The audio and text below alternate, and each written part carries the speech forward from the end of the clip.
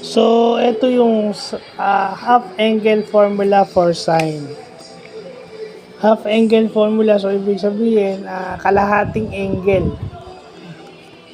Okay, half angle formula. Ito yung without calculators and with calculators. So, ito yung without calculators muna yung una.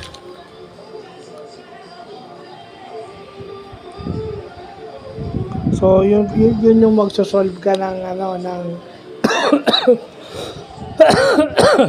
ng without calculators and with calculators. So, maganda.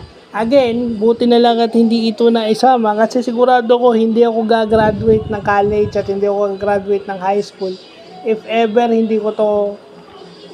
isinama to. So, malaking consideration doon sa mga teacher ko, lalo na kay Sir Randy Solis, na hindi niya na ito isinama o hindi na namin ito natakil. Kahit kay Ma'am Angelina Buenaventura, hindi, kasi sigurado ko lagpak. Baksak ako rito kung babalikan ko yung panahon na yun. Wala, kasalanan ko rin naman dahil masyado nga akong distracted. Sa bagay, doon sa mga klase kulo-kulo ko, wala naman silang pakialam kasi. Sa kanila lalo na yung mga lalaki, wala namang alam yun kundi magliwaliw lang. Dadahilan nila is yung ganito, di ba? Ba't idadahilan mo yung iba nga sa kanila mas matanda pa sa akin.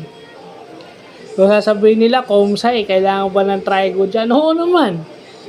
Paano ma-develop yung thinking mo at saka yung discipline mo sa pagsosolve nito would help you in a problem solving at discipline sa pagpo-program.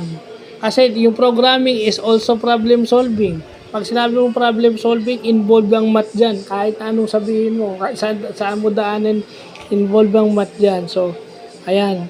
Nakita natin yung sine half angle formula.